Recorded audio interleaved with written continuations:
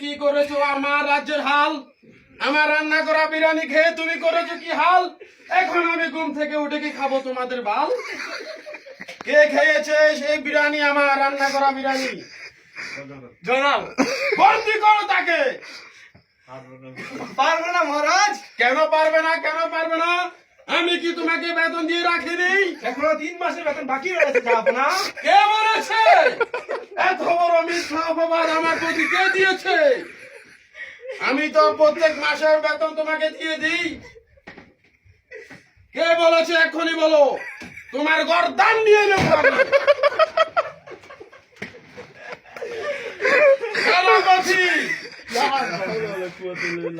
এখনো কথা বলছো না?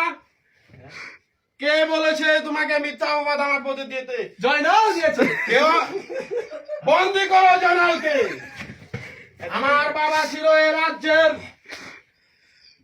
এক বলুন বলুন। আমার বাবা ছিল এই রাজ্যের রাজা, তার উত্তরসূরি হিসাবে আমি পেয়েছি এই রাজ্যের রাজা।